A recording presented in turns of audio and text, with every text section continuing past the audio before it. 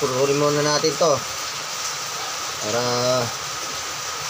ilipat natin. Kung kayo guys magputol, kung bago pa lang kayo at hindi nyo matatandaan, tandaan nyo na lang. Yan, kagaya nito guys. Yan, putulin na lang natin dito para ano, para tandaan nyo. Yan, putol natin. Yan, yan, ito rin yung ano nya, common.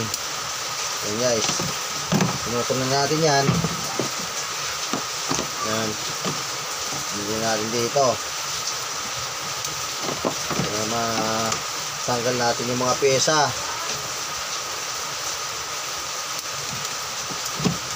Yan.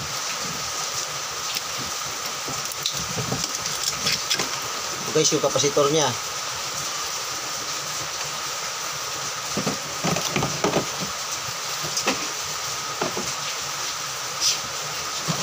Yan, kasi na natin yung screw rito. Yan, kasi natin yung tatlong screw rito para matanggal natin yung spin motor. Yan guys, natanggal ko na muna yung screw. Yan,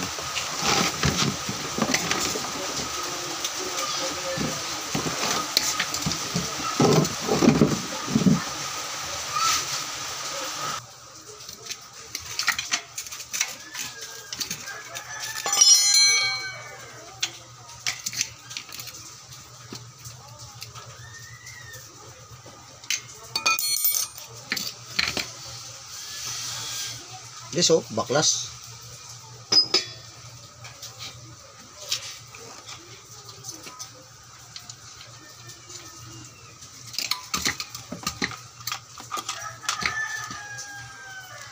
Guys, tanggalan ko na ito guys ng ano, preno.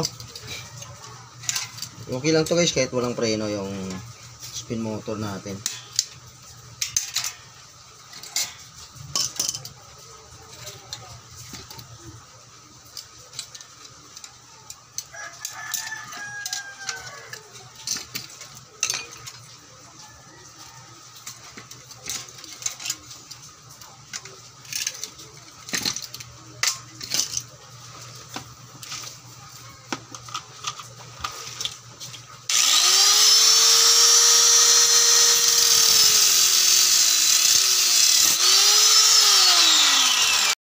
Guys, pinutol ko na.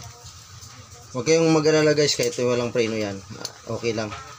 Ang preno lang naman para pag binuksan mo yung takip, hinto sa bigla. Ito pag walang preno, medyo mag-aantay ka lang ng ilang mga isang minuto ganyan saka tigil. Pero okay lang yan, walang preno guys.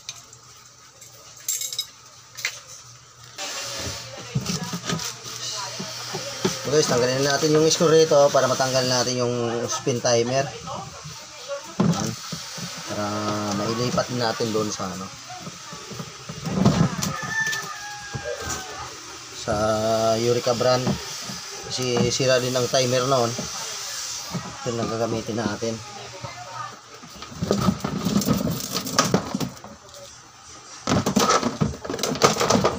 This oh, barag.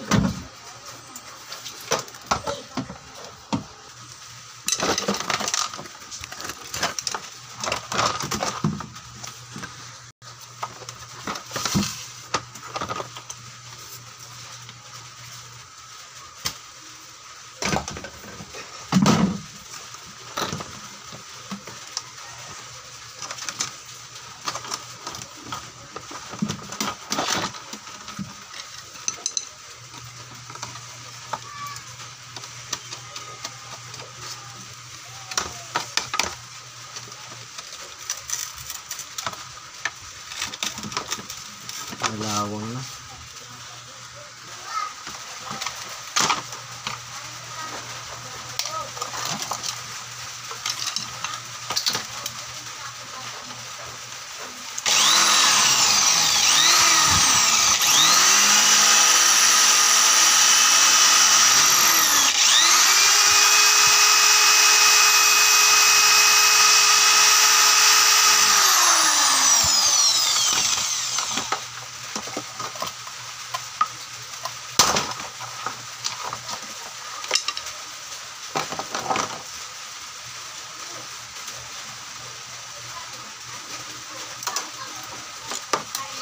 Guys, nabaklas ko na yung timer. Nililipat din natin doon sa kabila. Guys, bubukayin ko na guys yung body ng Eureka para mailagay dito yung spin motor ng Tot Mama.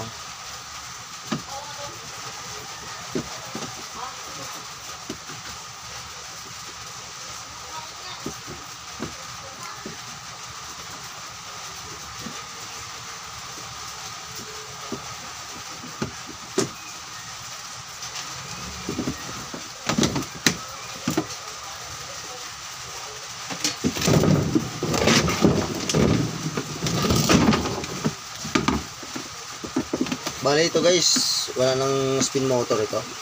Tinanggal ko yung nasunog yung spin motor nito. Ayan, medyo maganda naman yung body ng Eureka. Ito natin mga spring. Medyo may mga tama na rin. Wala nang rubber, lalagyan na lang natin. Lagyan muna natin yung shock spring nya. Shock spring para maayos natin kasi magalaw ito pag walang ano. Kaya maayos natin to, papalitan natin itong sabi yung nakabalot. Ang patigas kasi ng spring yan para hindi maanong magalaw yung basket.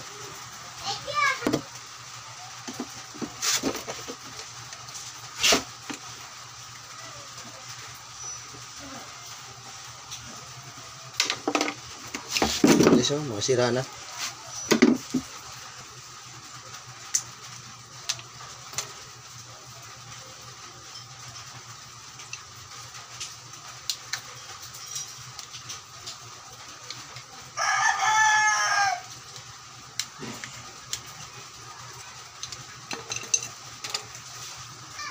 Yung guys, bago natin malagyan ng ganito dito, itong tube na rubber dito, kailangan tanggalin natin muna to.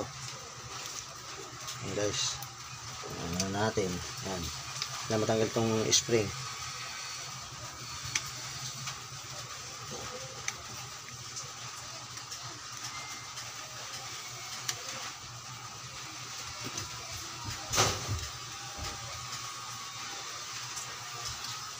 Yung matigas lang to guys, tanggalin pag masikip pa.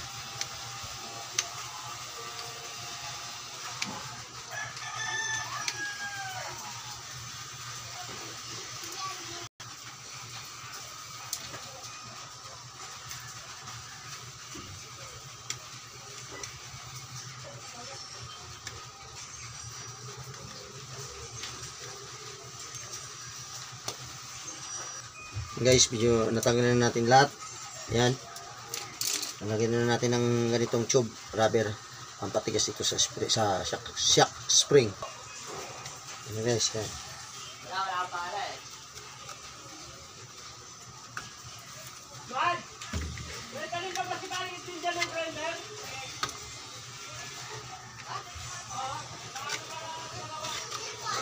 Guys, nailagay na natin yan.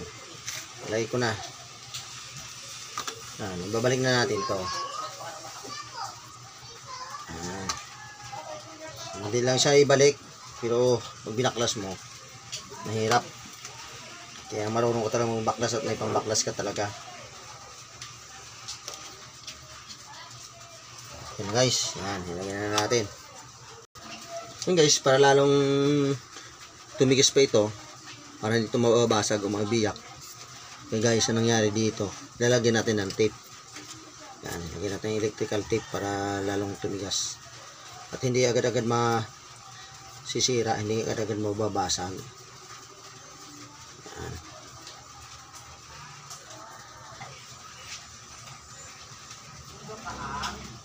Ito guys, ang sekreto niyan para lalong tumigas at matagal masira itong stand spring. Yan. Itong shock spring nya. Yan guys, ang sikreto.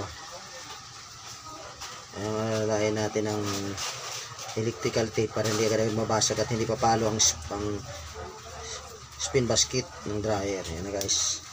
Guys, lagyan na natin. Kakapit na natin sa katawan ng washing.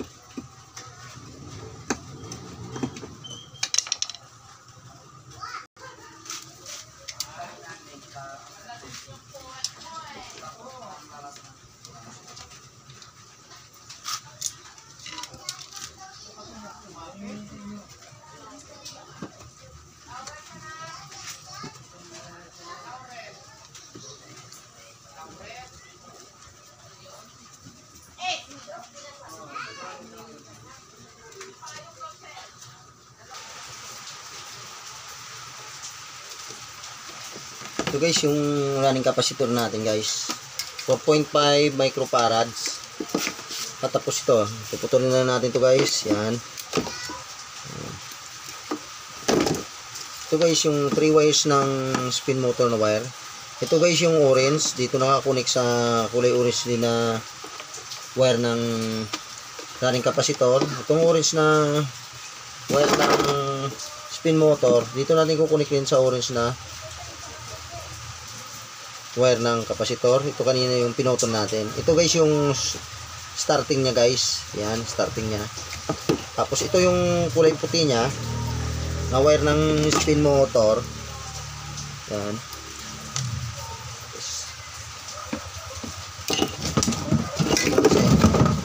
Yan.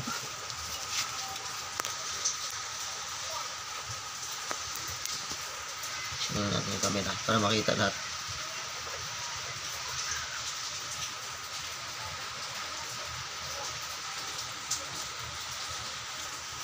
Guys, ito yung dalawang wire ng body ng washing. Ito guys, galing to sa timer na wire, yung ito. Yan. Bali yung timer, yung spin timer, may dalawang wire. Ito yung guys, ito yung palabas. Yan. Yung itong isang wire, i-connect natin guys dito sa kulay puti. Yan. Yan, yung kulay puti na wire, ito yung running nya. Yan. I-connect natin dito guys. Kahit saan dito guys, sa dalawa na yan, okay lang. I-connect natin sa kulay pula. Mas maigi siguro brown na lang, brown.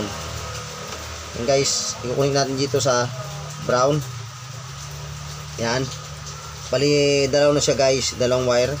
Yung galing dun sa taas sa timer na wire, at saka itong sa running ng spin motor. Yan, dalaw sila. Tapos kukunin natin guys yung isang wire sa running capacitor ng spin motor.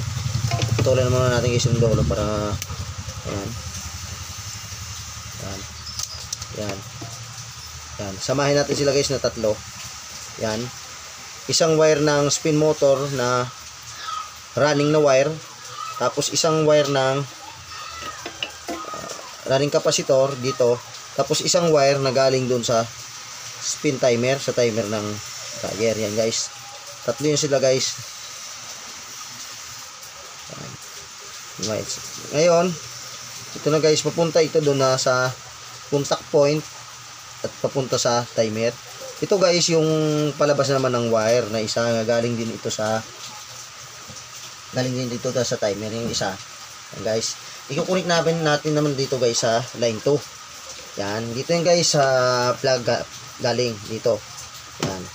Yan, yung sa plug yan ng saksakan. Kukunik natin naman na ito guys. Yan. At dyan yung isa. Tapos may natitira pa tayong isa.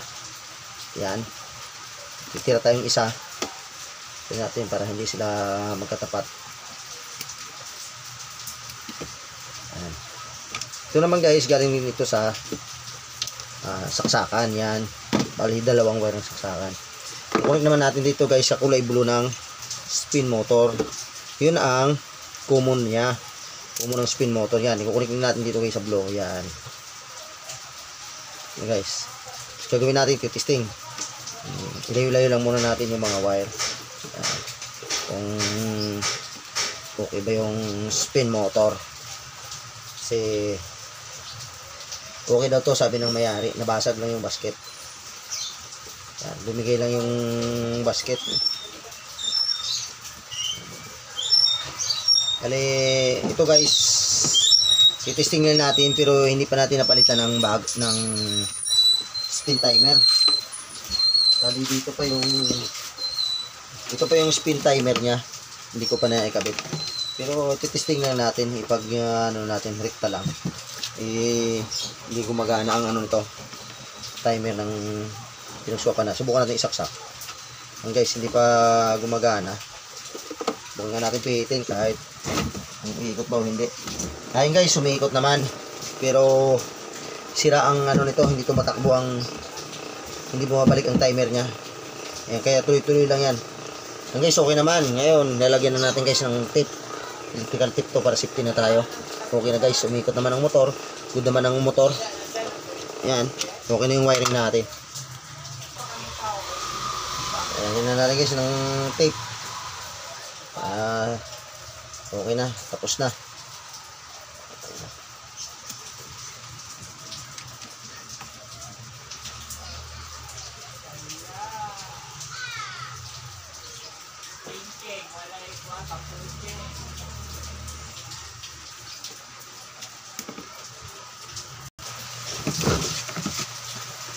Guys, kakabit na natin yung body niya.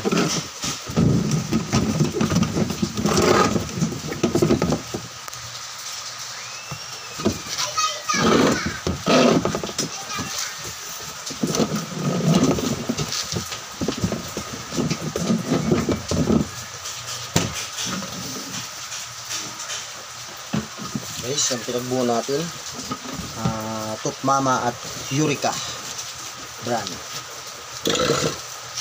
Lagyan na natin ang screw.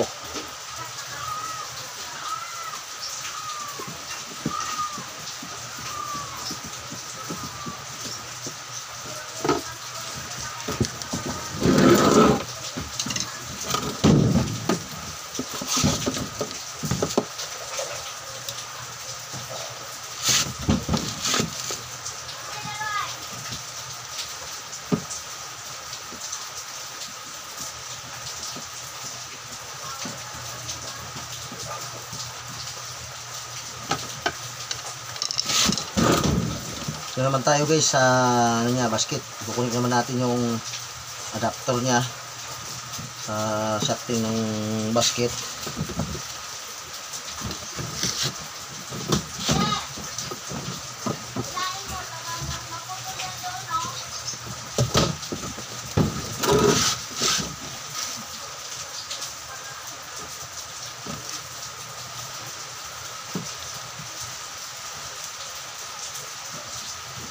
Guys, i-screwan na natin.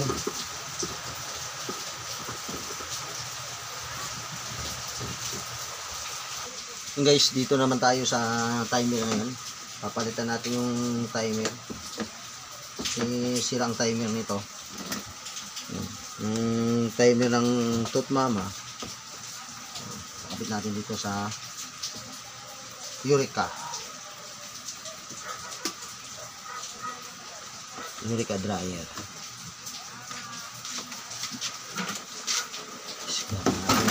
Tatanggalin yung mga screw.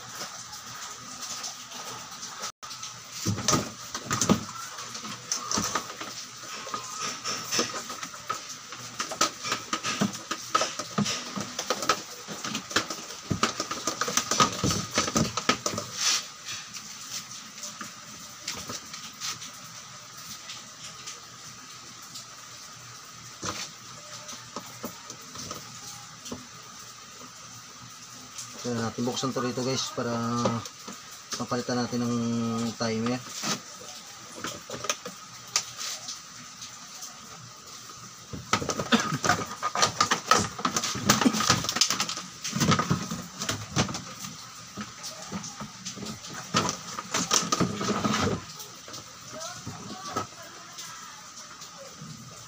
Natin ito guys, isa preno lang ito. Na ito kasi hindi na natin kinabit yung preno. Hindi na rin yan. Okay guys, tatanggalin ko na guys yung timer.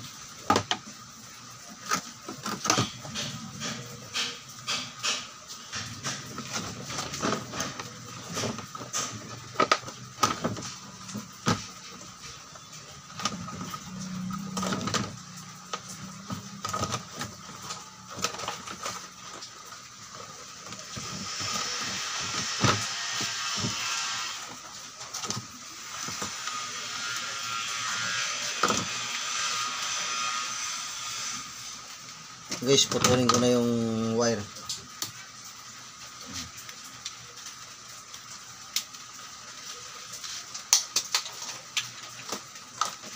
Ganina guys yung tinanggal natin sa Tutmama. Okay na yan. Ito na natin i-connect naman sa Eureka. Yan. So, guys, dalang wiring na yun guys. Ito natin i-connect sa kung saan dito natin tinanggal yung pin tayo na yan guys. Itong dalang wire yan. Yan, kahit magkabaliktaran to. Yan, kahit ganyan. Okay lang. Yan. Okay natin yan. Guys. Natin sila dyan.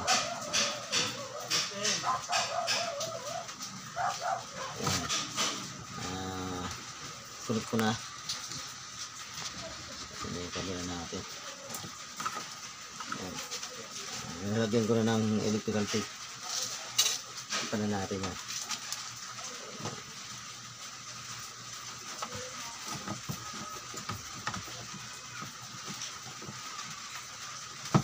Itong isang wire nito guys, galing to doon na sa spin motor. Ito yung sinasabi ko kaninang running. Running wire ng spin motor na doon din nakakunik yung isang wire ng kapasitor. At itong isa naman, ito yung papunta rin sa light, ito yung sa saksak.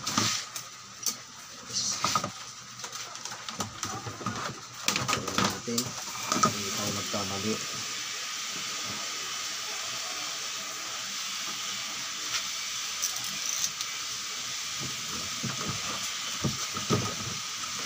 Guys, natin dyan.